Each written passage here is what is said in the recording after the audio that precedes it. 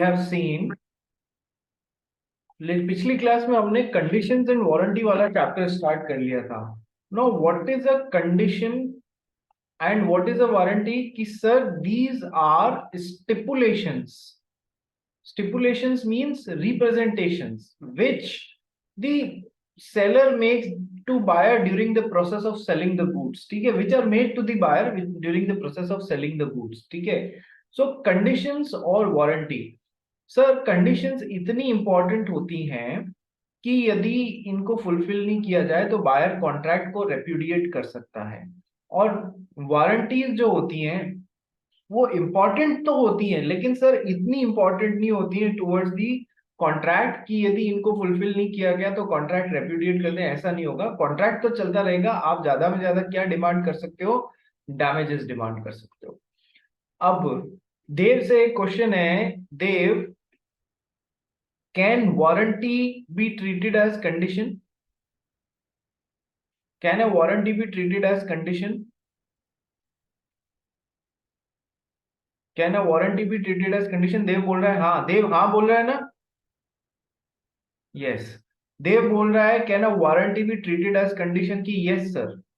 दिया Jain, can a warranty be treated as condition और can a condition be treated as warranty? Sir, warranty can be treated as a condition. Warranty can be treated as a condition. ठीक है. अच्छा, इन दोनों में से पुलकित, ये वाला स्टेटमेंट सही है या ये वाला स्टेटमेंट सही है तेरे हिसाब से? Can a warranty be treated as condition और can a condition be treated as warranty? Pulkit. Sir, warranty can be treated as a condition. Warranty can be treated as a condition. ठीक है. खनक. Yes, sir. वारंट, ये first वाला सही है या second वाला सही है बेटा? So second वाला. सेकंड वाला सही है. खनक बोल रहे कि sir condition can be treated as warranty. ठीक है. अच्छा, दोनों सही है क्या? शेरिन जॉन. Sir, second वाला सही. शेरिन जॉन कह रही है सेकंड वाला सही है. ईशा बांगड़, सेकंड वाला सही है. देव कुछ बोलना चाह रहा है बेटा? सर फर्स्ट वाला सही है मैंने. फर्स्ट वाला सही है. अच्छा, दिया जैन ने बोला, देव ने बोला, पुलकित ने बोला सर फर्स्ट वाला सही है. वारंटी क्या होती है sir? Warranty can be treated as condition. ठीक है सर. कंडीशन में क्या होता है? आप कॉन्ट्रैक्ट को रेप्यूडिएट कर सकते हो यदि कंडीशन फुलफिल नहीं हुई. वारंटी में आप कॉन्ट्रैक्ट रेप्यूडिएट नहीं कर सकते, कॉन्ट्रैक्ट एज इट इज चलता रहता है, लेकिन आप ज्यादा में ज्यादा डैमेजेस मांग सकते हो कि सर आपने जो बात रिप्रेजेंट की थी वो सही नहीं है या वो फुलफिल नहीं हुई है, इसलिए मैं डैमेजेस ले सकता हूँ. आप कॉन्ट्रैक्ट नहीं तोड़ सकते हो. ये होता है वारंटी. तो मैंने एक एग्जाम्पल दिया था. सही सही स्टेटमेंट क्या है? Condition can be treated as warranty but warranty can never be treated as a condition. ये देख लो, अपन ने last distinction between conditions and warranties का लास्ट पार्ट किया था. A breach of condition can be treated as a breach of warranty but a breach of warranty can not be treated as a breach of condition. ठीक है. तो sir इसका मतलब है जिन लोग ने ऑपोजिट बोल दिया उनको समझ में नहीं आया या उन्होंने रिवीजन नहीं किया है या बस फट्टे मार दिए हैं, कुछ भी बात हो गई है. सर आपके पास में राइट आ रहा है कि कंडीशन ब्रीच हो गई है. कंडीशन ब्रीच हो गई है तो आपके पास में राइट आ रहा है कि आप कॉन्ट्रैक्ट को खत्म कर सकते हो. लेकिन आप कहते हो आपको वो गाड़ी इतनी पसंद आ गई जिसमें कंडीशन फुलफिल नहीं हो रही थी, वो फिर भी पसंद आ गई. आपने कहा मैं कॉन्ट्रैक्ट तो खत्म नहीं करूंगा, बस मैं डैमेजेस डिमांड कर लेता हूं. मेरे को गाड़ी पसंद आ गई इसलिए मैं कॉन्ट्रैक्ट खत्म नहीं करूंगा, भले ही कंडीशन फुलफिल नहीं हो रही, भले ही ये 20 किलोमीटर पर लीटर का माइलेज नहीं दे रही है, पर मुझे इतनी पसंद आ गई है कि मैं अब इस गाड़ी को मेरे पास ही रखूंगा, मैं कॉन्ट्रैक्ट खत्म नहीं करूंगा, ज्यादा में ज्यादा मैं डैमेजेस डिमांड कर लेता हूं. तो आपने क्या किया? You are treating the breach of condition as breach of warranty. समझ में आया? Condition, breach of condition can be treated as breach of warranty but breach of warranty can never be treated as a breach of condition. उसका reason है कि sir warranty में आपको केवल damage demand, warranty fulfil नहीं हुई तो आप ज्यादा में ज्यादा डैमेज डिमांड कर सकते हो। आप कंडीशन फुलफिल नहीं हुई उस तरीके से कॉन्ट्रैक्ट रेप्यूडिएट नहीं कर सकते हो यदि वारंटी फुलफिल नहीं हो रही है। So breach of warranty can never be treated as a breach of condition, but breach of condition can be treated as a breach of warranty. क्या ये कंसेप्ट समझ में आ गया आप लोगों को? क्या ये कंसेप्ट सभी लोगों को अब क्लियर हुआ या नहीं हुआ? यस एवरीवन, या किसी को कोई डाउट है? रिया, Yes, sir. पुलकित, गलत Yes, sir. समझ आ गया? पुलकित, Yes, sir. Yes, sir. ठीक है। सर तो आपने जो पहले बोला था उसमें वो सेकंड वाला राइट था ना? अरे कंडीशन क्या तो थी? मैंने पहले क्या लिखा था? पहले मैंने चालू ही उल्टा किया था। Can warrant breach of warranty be treated as breach of condition? Sir नहीं, सेकंड वाला, सेकंड हाँ, वाला। तो सेकंड वाला का मतलब क्या है? कंडीशन की ब्रीच हो रही है, आप यदि चाहें तो उसे वारंटी जैसे ब्रीच ट्रीट कर सकते हैं और केवल डैमेजेस पे सेटिस्फाई हो सकते हैं। तो याद क्या रखना है? Breach of condition can be treated as a breach of warranty, but breach of warranty can never be treated as a breach of condition. ये याद रखना है। याद कैसे रखोगे? कि सर आपको स्कूल में क्या करना पड़ता है? क्लास वर्क करना पड़ता है। Breach of condition can be treated as breach of warranty. क्या आपको वर्क क्लास करना पड़ता है? नहीं sir, breach of warranty can not be treated as a breach of condition. ठीक है, सीडब्ल्यू और एचडब्ल्यू मिलते हैं ना, क्लास वर्क और होमवर्क, ठीक है? या नहीं मिलते हैं? अब कंसेप्ट खत्म हो गया क्लास वर्क और होमवर्क का? नहीं, ऐसा तो होना नहीं चाहिए। तो CW इज क्लास वर्क, तो breach of condition can be treated as breach of warranty, but breach of warranty can never be treated as breach of condition. ठीक है, चलिए। मैंने डेलिबरेटली ये क्वेश्चन पूछा था ये देखने के लिए कि आप लोग को कितना समझ में आया या आप लोग में से लोग कितना रिवाइज करते हैं। ठीक है, व्हेन, अब एक नेक्स्ट टॉपिक आ रहा है, when a condition can be treated as a breach of warranty. When a condition can be treated as a warranty, condition को कब वारंटी जैसे ट्रीट किया जा सकता है? ये section 13 of sale of goods act में दिया हुआ है। माइंड यू, इस पे डायरेक्ट क्वेश्चन आ जाते हैं। When a condition can be treated as warranty, मैंने आपको यही सिखाया कि कंडीशन को वारंटी जैसे ट्रीट कर सकते हैं, वारंटी को कंडीशन जैसे ट्रीट नहीं कर सकते हैं। तो एक फुल फ्लेजेड क्वेश्चन आ जाता है इसमें 2-4 नंबर का, 3-4 नंबर का। When a condition can be treated as warranty, condition को कब वारंटी की तरह कर सकते हैं। ठीक है, इनमें से 2 काम के पॉइंट है और एक बस याद रखने का पॉइंट है, उसमें कुछ समझाने का नहीं है। पहला पढ़ भाई, कौन पढ़ेगा? देव, पहला पॉइंट पढ़। Where buyer, when a buyer waives a condition, he cannot be insisted on its fulfillment. He cannot insist, थोड़ी लैंग्वेज सही कर लेना। He cannot insist on its fulfilment where buyer waives, जब खुद बायर ने ही कंडीशन वेव कर दी, ठीक है, तो फिर वो बाद में उसके फुलफिलमेंट पे इंसिस्ट नहीं कर सकता कि फुलफिल करो। ठीक है, जैसे कि बायर ने बोला सेलर को कि मुझे ऐसी कार दिखा जो 20 किलोमीटर पर लीटर का माइलेज देती हो।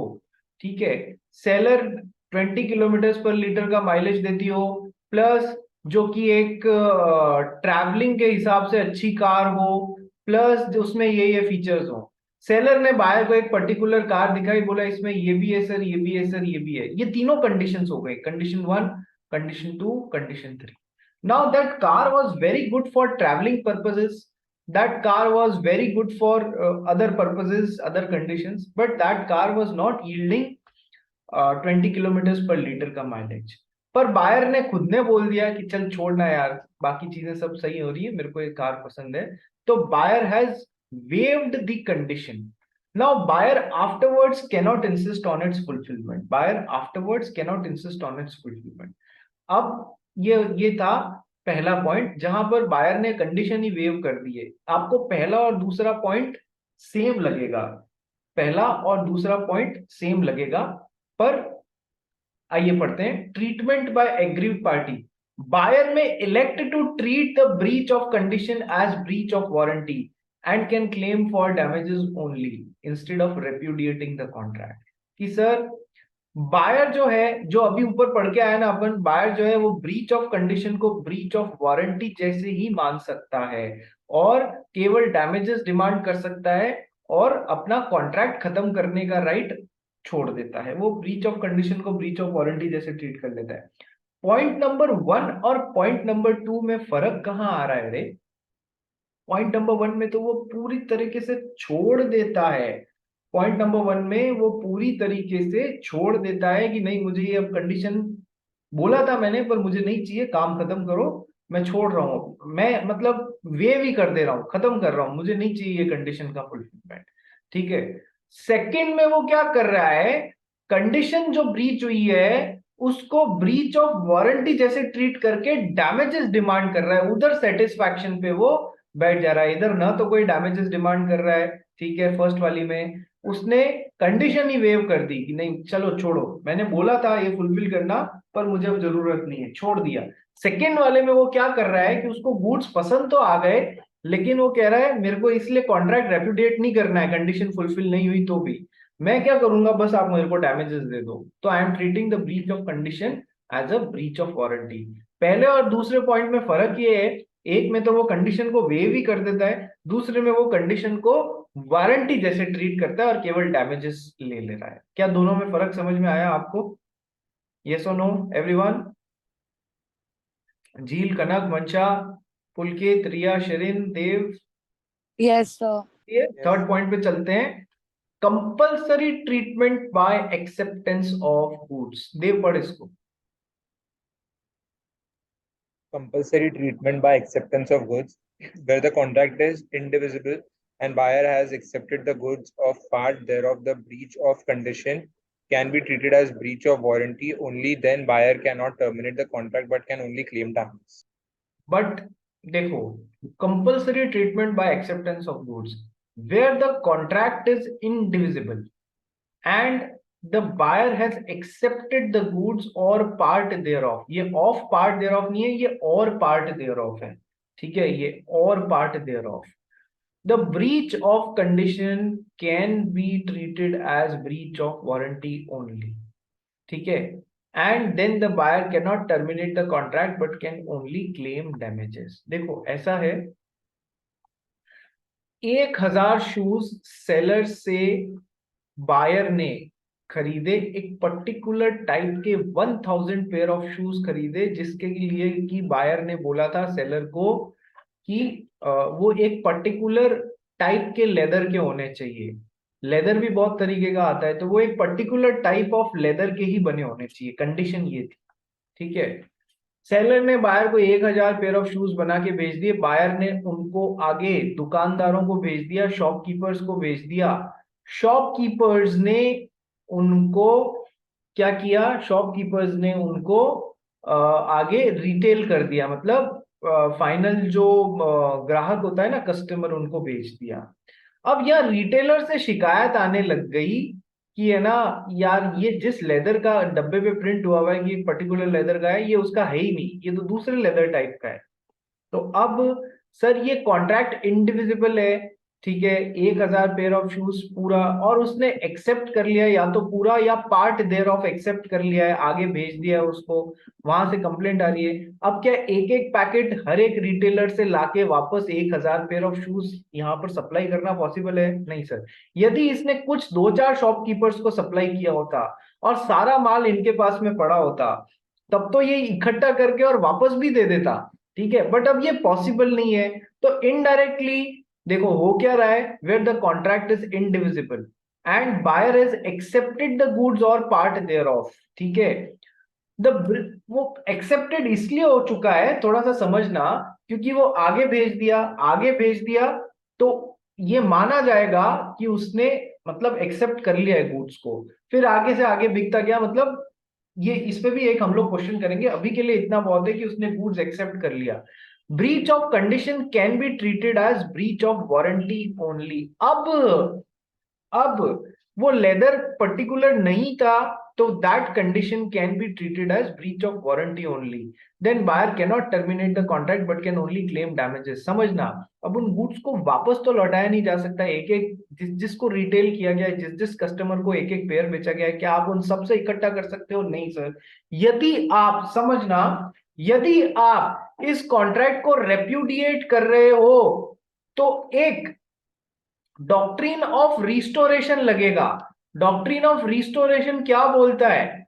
जहां पर कॉन्ट्रैक्ट वॉइड कॉन्ट्रैक्ट में कन्वर्ट हो गया है, कॉन्ट्रैक्ट वॉइड कॉन्ट्रैक्ट में कन्वर्ट हो गया है, या कॉन्ट्रैक्ट वॉइडेबल था, आपने उसको खत्म करने का निश्चय किया है, तो जिस भी पार्टी ने जिस भी पार्टी से जो भी लिया है वो उसे सामने वाली पार्टी को वापस लौटाना होगा. तो परचेजर, शूज परचेजर ने इसको पैसा दिया, वो इसको लौटाना होगा, और शूज के और इसको 1000 पेयर ऑफ शूज वापस लौटाने होंगे. ठीक है, और इसको पैसा लौटाना होगा. ठीक है, क्या ये 1000 पेयर ऑफ शूज अब लौटा सकता है कि नहीं सर? वो एक एक कस्टमर के पास में जाके वापस नहीं ला सकता है. तो it will be deemed acceptance of those goods. ठीक है, तो सर अब ये कंडीशन जो थी ना कि लेदर पर्टिकुलर टाइप का होना चाहिए था, ज्यादा ये अब कॉन्ट्रैक्ट तो रेप्यूडिएट नहीं कर सकता क्योंकि गुड्स पार्ट एक्सेप्टेड हो चुके हैं, ये मान लिया जाएगा. ज्यादा में ज्यादा वो क्या कह सकता है कि सर आपने मुझे उस पर्टिकुलर लेदर का नहीं भेजा था और आगे मेरे पे भी क्लेम्स आ सकते हैं, तो आप मेरे को, मैं अब कॉन्ट्रैक्ट तो रेप्यूडिएट नहीं कर सकता क्योंकि मैं एक एक हजार जूते तो जाके ला नहीं सकता. ज्यादा में ज्यादा now I can treat the breach of condition as breach of warranty. आप मेरे को डैमेजेस पे कर दीजिए. ठीक है, तो ये एक तीसरी कंडीशन है, compulsory treatment by acceptance of goods. Goods accept हो गए हैं ऐसा ही मानना पड़ेगा, अब हम उन गुड्स को वापस नहीं कर सकते हैं. So in such a situation we can treat the breach of condition only as a breach of warranty. We cannot repudiate the contract, but we can ask for damages. I hope this point is now clear. इससे ज्यादा explanation इसमें ना बनता है ना मैं दे सकता हूं. So when a condition can be treated as a breach of warranty के तीन parts हैं, तीन instances हैं, तीनों mention करने हैं. सेक्शन 13 ध्यान रखना. सेक्शन, कुछ सेक्शंस इंपॉर्टेंट है यार. अब जैसे सेक्शन 4 हो गया सेल ऑफ गुड्स एक्ट का. सेक्शन 4 क्या होता है सर? सेल और एग्रीमेंट टू सेल. किसमें आते हैं दोनों सर? कॉन्ट्रैक्ट ऑफ सेल में. तो कॉन्ट्रैक्ट ऑफ सेल कहां पर दिया हुआ है सर? सेक्शन 4 में दिया हुआ है. इसी में सेल और एग्रीमेंट टू सेल आ गए सब सेक्शंस में. ठीक है, ये ध्यान रखना. तो फिर नेक्स्ट आ गया सेक्शन 13. इंपॉर्टेंट है आपके. Section 13 is when a condition can be treated as warranty. Sir या तो जब बायर ने ही उसको विड्रॉ कर लिया कंडीशन को, या फिर बायर ने ब्रीच ऑफ कंडीशन को as a breach of warranty treat करने का नक्की किया, या फिर कुछ ऐसा हो गया है कि कॉन्ट्रैक्ट इंडिविजिबल है और बायर ने या तो पूरे गुड्स को एक्सेप्ट कर लिया है या पार्ट गुड्स को एक्सेप्ट कर लिया है और अब उन्हें रिटर्न करना पॉसिबल नहीं है. ठीक है, तो अब ज्यादा में ज्यादा ब्रीच ऑफ कंडीशन को ब्रीच ऑफ वारंटी मान के आप केवल डैमेजेस ले सकते हो, आप कॉन्ट्रैक्ट रेप्यूडिएट नहीं कर सकते हो. क्या ये तीनों सिचुएशन में किसी को भी कोई डाउट हुआ है? एक पैसे का भी डाउट है? नहीं है ना? आगे बढ़े अपन. यस, आगे बढ़े. शेट्टी. हाँ. ठीक है, चलिए नेक्स्ट आता है. बहुत अच्छा टॉपिक है, express and implied conditions and warranties. Express तो अपने को टोटल क्या चीजें पढ़नी होंगी? देखो, express conditions and implied conditions, express warranties and implied warranties. Express और इम्प्लाइड वर्ड से हमारा पाला पहले पढ़ चुका है या नहीं पढ़ चुका है? एक्सप्रेस कंडीशन, एक्सप्रेस कॉन्ट्रैक्ट और इम्प्लाइड कॉन्ट्रैक्ट. देव पसारी, देवा श्री गणेशा, इधर ध्यान दे दो. हाँ यस सर. क्या हुआ? कौन परेशान कर रहा है? कोई नहीं सर. कोई तो कर रहा है यार. मम्मी पापा भाई बहन कौन है लाइन में? ठीक है, एक्सप्रेस कॉन्ट्रैक्ट और इम्प्लाइड कॉन्ट्रैक्ट अपन लोग पहले पढ़ चुके हैं. Express contracts are those contracts which are made using words either in oral और इन राइटिंग. ठीक है, तो सर सेलर और बायर के बीच में यदि एक्सप्रेसली कोई बात हो जा रही है कि मुझे 20 किलोमीटर पर लीटर की माइलेज वाली कार चाहिए, मुझे सैंडलवुड से बना हुआ ये आइटम चाहिए, ठीक है, तो ये सारी एक्सप्रेस कंडीशंस हो गई जो सेलर और बायर ने अपने कॉन्ट्रैक्ट में डाल दी। इसमें पढ़ने लायक कुछ है ही नहीं, जो कंडीशंस डाली गई हैं वो फुलफिल होनी चाहिए, इतनी सी बात है। यदि सेलर और बायर ने अपने कॉन्ट्रैक्ट में एक्सप्रेसली कोई बात लिख दी है कि ये कंडीशंस हैं, ये फुलफिल होनी चाहिए, तो वो होनी चाहिए, उसमें पढ़ने का कुछ नहीं है। ठीक है, जो पढ़ने का था वो सब बता दिया मैंने आपको कि सर पूरी नहीं हुई तो कॉन्ट्रैक्ट रेपुडिएट किया जा सकता है, डैमेजेस डिमांड किए जा सकते हैं वारंटी के केस में। तो सर एक्सप्रेस कंडीशंस और एक्सप्रेस वारंटीज में पढ़ने का कुछ नहीं है। पढ़ने का कहां पर आ रहा है कि सर इंप्लाइड कंडीशंस और इंप्लाइड वारंटीज, इंप्लाइड कंडीशंस और इंप्लाइड वारंटीज, कि सर सेलर और बायर ने अपने कॉन्ट्रैक्ट में नहीं भी लिखा हुआ है, ध्यान से सुनना, सेलर और बायर ने यदि इन कंडीशंस या वारंटीज को नहीं भी लिखा हुआ है कॉन्ट्रैक्ट में, तो भी लॉ ने घुसेड़ दिया इनको इनके कॉन्ट्रैक्ट में। लॉ कहता है ये इंप्लाइड कंडीशंस तो होंगी ही होंगी, और या फिर ये इंप्लाइड वारंटीज तो होंगी ही होंगी। फॉर एग्जाम्पल देखो, हमारा देव पासारी है, वो एक बार किसी डेयरी से मिल्क लेने के लिए गया, ठीक है, डेयरी से इसकी मम्मी ने भेजा, जा घर पे बैठा रहता है हर समय और सोफे तोड़ते रहता है, कुर्सियां तोड़ते रहता है, थोड़ा भाग दौड़ किया कर, जाके है ना 2 किलो दूध लेके आ। ठीक है, देव पासारी गया, ठीक है, डब्बा डब्बा लेके गया 2 किलो दूध लेने के लिए। ठीक है, अब क्या हुआ, देव पासारी ने अ, देव पासारी ने जो डेयरी के ओनर थे, डेयरी शॉपकीपर थे, उनको बोला भैया 2 किलो दूध देना।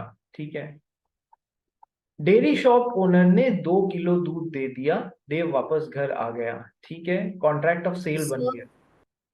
कौन है रे? 2 लीटर दूध होता है, 2 किलो से। अरे यार, तेरी इन्हीं हरकतों की वजह से तू बहुत, मतलब है ना, दुख पाएगी झील, देख लेना। इसको कहते हैं, इसको प्योर हिंदी में बोलते हैं गोचेबाजी। टीचर से गोचेबाजी नहीं करनी चाहिए, जो कंसेप्ट है ना वो समझ। ठीक है, चलो आ जाओ, 2 लीटर दूध होता है तो 2 लीटर में खुश हो जाए यार तू। ठीक है, वैसे तूने टमाटो सॉस देखी है, वो भी लिक्विड होती है पर वो किलोज में आती है। टमाटो सॉस की बोतल पे देखना, हमेशा किलो में लिखा होएगा, इसलिए पॉइंट वो नहीं है, पॉइंट जो कंडीशंस और वारंटीज का समझना है ना, पॉइंट वो है। चल आजा। तो अब 2 लीटर दूध लेके आ गया वो भाई हमारा, मम्मी ने 2 थप्पड़ लगाए उसको खींच के दूध देखने के बाद में देव को, कि क्यों, ये कैसा सड़ा हुआ दूध लेके आ गया है तू। ठीक है, 4 दिन पुराना फटा हुआ दूध लेके आ गया, इतना भी पता नहीं पड़ता है कि दूध सही से लाना है। ये देव वापस दौड़ते हुए शॉपकीपर के पास में गया, इसको गालियां सुनाई, खूब सारी गालियां सुनाई, और उसके बाद में बोला तूने मेरे को ऐसा दूध कैसे दिया। तो डेयरी शॉप ओनर बोलता है कि सर आपने मुझे बोला थोड़ी था कि ताजा दूध देना, बिना फटा हुआ दूध देना। ठीक है, आपने मुझे बोला ही नहीं था। ये कहेगा ये भी कोई बोलने की बात होती है क्या कि ताजा दूध दो। दूध मांग रहा हूं तो कंजम्पशन के लिए, ह्यूमन कंजम्पशन के लिए मांग रहा हूँ, ईटेबल्स मांग रहा हूँ, वो ताजी ही होनी चाहिए, ये कोई बोलने की बात थोड़ी होती है। ठीक है, डेयरी शॉपकीपर वाला अड़ गया, सर आपने मुझे ये नहीं बोला था कि ताजा दूध दो, इसलिए मैंने फटा हुआ दूध दे दिया। दोनों में बात इतनी बढ़ गई, बात पहुंची कोर्ट तक। सर, तो अब समझने वाली बात यह है कि कुछ चीजें इम्प्लाइड कंडीशंस जैसे खुद लॉ बोल देता है कि किसी भी सेल ऑफ गुड्स के ट्रांजैक्शन में होगी, चाहे वो बायर ने रखी हैं या नहीं रखी हैं, कि कैसे, कि ह्यूमन कंजम्पशन के लिए जो भी ईटेबल्स सप्लाई हो रहे हैं वो ह्यूमन कंजम्पशन के लिए फिट होने चाहिए।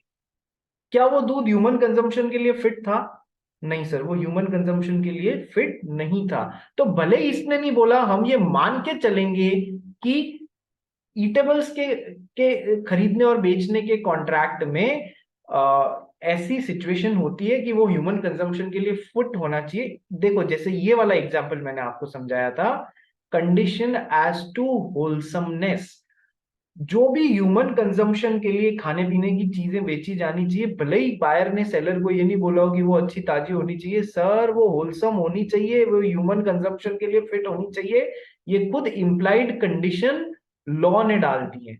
तो लॉ कैसी कैसी इम्प्लाइड कंडीशंस डालता है कि सर ऐसी ऐसी इम्प्लाइड कंडीशंस डालता है। ये तो मैंने एक एग्जांपल लेके आपको समझाया, ठीक है। बात समझ में आई सबको? इम्प्लाइड कंडीशंस क्या होती हैं कि सर इम्प्लाइड कंडीशंस और इम्प्लाइड वारंटीज वो होती हैं जो सेलर और बायर ने अपने कॉन्ट्रैक्ट में सेट नहीं करी हैं, लेकिन फिर भी लॉ ने कहा ये होंगी, चाहे आपने लिखी है चाहे आपने नहीं लिखी है। Got it? Let's start reading. अरे झील तू नाराज मत होना, पर्सनली मत लेना किसी भी चीज को, मैं बोलता रहता हूँ। हाँ ठीक है, चलिए लेट्स स्टार्ट रीडिंग। और देव तू भी नाराज मत होना कि एग्जाम्पल में मेरे को झापड़ पड़वा देते हैं, ठीक है, तू भी नाराज मत होना, ठीक है। चलो आ जाओ, express and implied conditions and warranty. और तू नाराज होगा तो भी तेरे पे एग्जाम्पल लूंगा मैं, चिंता मत कर। चलो, express and implied conditions and warranties पढ़ना चालू कर दे। Express conditions and warranty are those which are expressly agreed upon by the parties and provided in the contract of sale. And implied conditions and warranties are those which are implied by law on the seller. It should be noted that implied conditions may be waived by an express agreement. देखो इस line का मतलब बाद में बताऊंगा। Express conditions तो expressly using words seller और buyer ने अपने कॉन्ट्रैक्ट में लिख लिया था कि ये ऐसे ऐसा चाहिए, ये ऐसा ऐसा चाहिए, उसमें पढ़ने का कुछ थोड़ी है यार, ठीक है। Implied conditions and warranties are those which are implied by law on the seller, which are implied by law on the seller. की मतलब लॉ ने सेलर के ऊपर ये जिम्मेदारी डाल दी है कि ये कंडीशंस पूरी होनी चाहिए, चाहे लिखी हुई है चाहे नहीं लिखी हुई है, ठीक है। एक छोटी सी बात ये है, it should be noted that implied conditions may be waived by an express agreement, ठीक है। अब सेलर और बायर के बीच में हम ये जो भी implied conditions पढ़ रहे हैं, सेलर और बायर स्पेशली लिख सकते हैं कि ये वाली implied condition नहीं भी होगी तो भी चलेगी, ये वाली implied condition नहीं भी होगी तो भी चलेगी। खुद बायर को ही नहीं पड़ी है, वो खुद ही लिख के दे रहा है चलो नहीं भी होगी तो भी चलेगी, फिर हमें क्या दिक्कत है? इम्प्लाइड कंडीशंस एक्सप्रेसली लिख के हटाई जा सकती हैं, छोटी सी बात है, ठीक है। Now following are the implied conditions in a contract of sale of goods. What are the implied conditions? Condition as to title, condition as to title समझना। सर जो चीज सेलर बायर को बेच रहा है उसका टाइटल क्लियर होना चाहिए या नहीं चाहिए? Title means ownership. मैं जो भी चीज आपको बेच रहा हूं यदि चोरी की लाके दे दूं तो आपके साथ मैं गलत कर रहा हूं या नहीं कर रहा हूं? यस। तो सर जो इम्प्लाइड कंडीशन पहली क्या हो गई कि सर टाइटल जो भी है वो सेलर को पूरा अधिकार होना चाहिए उसे बायर को बेचने का, टाइटल में गलत काम नहीं होना चाहिए। भले ही बायर ने ये नहीं लिखा, अब बायर और सेलर ने अपने एग्रीमेंट में, या तुम दूध का पैकेट खरीदने जाओगे या तुम कोई भी छोटी मोटी मार्केट से चीज खरीदने जाओगे, तुम कॉन्ट्रैक्ट बनाने बैठोगे क्या? नहीं सर, हर बात पे कॉन्ट्रैक्ट बनाना पॉसिबल नहीं है, वो इम्प्लाइड कॉन्ट्रैक्ट मतलब ओरल कॉन्ट्रैक्ट्स हो जाते हैं, ठीक है। तो सर भले ही नहीं लिखा या भले ही नहीं बोला तो भी सर टाइटल जो भी चीज बायर सेलर से खरीद रहे हैं उसका टाइटल क्लियर होना चाहिए, ठीक है। Next, sale by description. Seller ने बेचते हुए माल को बेचते हुए बायर को, सेलर ने माल को बेचते हुए बायर को बहुत सारी चीजें डिस्क्राइब करी कि देखो मेरे माल में ये फीचर है, ये बासमती राइस इस क्वालिटी का है वगैरह वगैरह, इसका साइज ये। तो सर उसने जो भी बातें डिस्क्राइब करी हैं, इंप्लाइड कंडीशन है goods must match with the description, goods must match with the description. Buyer और सेलर भले ही अपने कॉन्ट्रैक्ट में ये नहीं लिख रहे हैं कि ऐसा ऐसा डिस्क्राइब किया है गुड्स उससे मैच होना चाहिए, ऐसा नहीं भी लिखा है तो भी लॉ ने सेलर के ऊपर ये रिस्पॉन्सिबिलिटी डाल दी है that goods must match with the description, goods must match with the description, ठीक है। जैसा डिस्क्राइब किया है गुड्स वैसा होना चाहिए। Next, condition as to sample, ठीक है। कंडीशन एज टू सैंपल, कि सर कई बार ऐसा होता है कि सेलर है ना बायर को गुड्स का सैंपल दिखाता है कि ये वाला सैंपल है बॉस, ये मैं आपको दूंगा। तो सर इम्प्लाइड कंडीशन है कि फाइनल सप्लाइड गुड्स जो होते हैं वो सैंपल जैसे वाले ही होने चाहिए, उससे अलग नहीं होने चाहिए। ये एक implied condition as to implied condition है in a contract of sale that final goods must match with the sample. Sample दिखाया बड़े चावल का, बासमती राइस का, कि ये देखो दूंगा मैं आपको, और जो बोरा निकाल के दिया अंदर से वो कड़ी चावल का, छोटे छोटे दाने वाले चावल का दे दिया, तो सर सैंपल से फाइनल गुड्स मैच थोड़ी हुए, वो गलत कर रहा है ना आपके साथ में।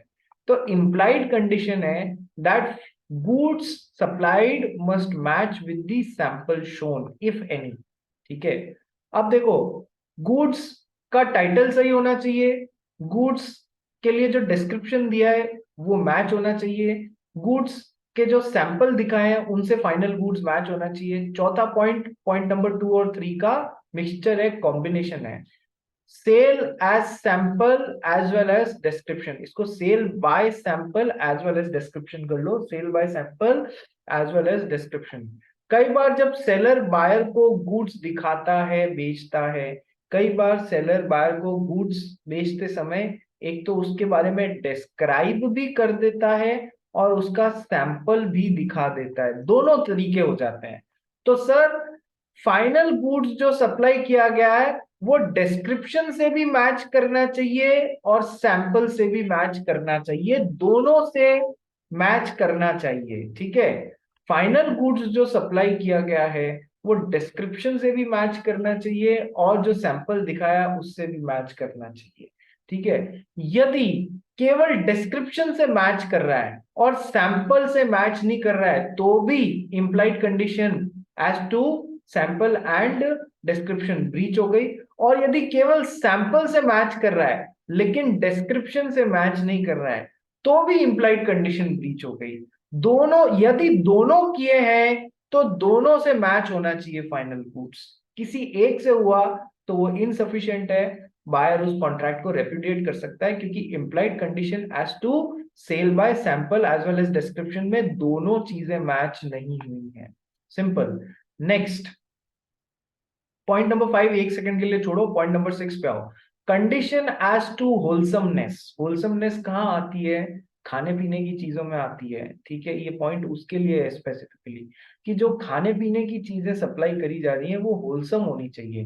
होलसम होनी चाहिए यानी कि they should be fit for human consumption, this is the implied condition.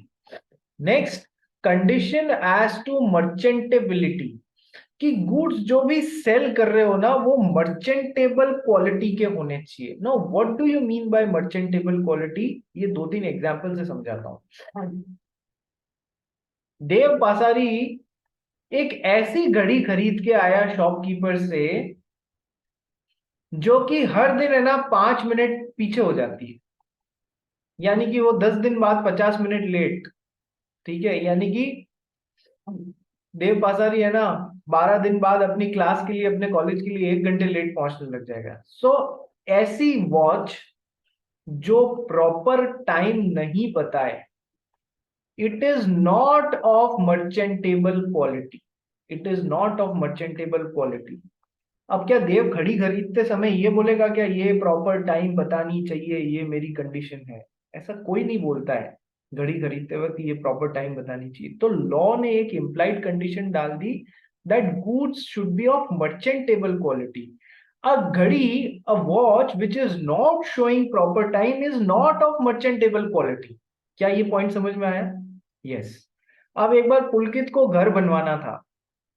पुलकित के पापा ने बोला जा, अपन कंस्ट्रक्शन चालू करवा रहे हैं या अपन घर का रिपेयर चालू करवा रहे हैं, जाके 50 बोरी सीमेंट के लेके आ। ठीक है, इतना लग जाएगा अपने घर के रिपेयर में।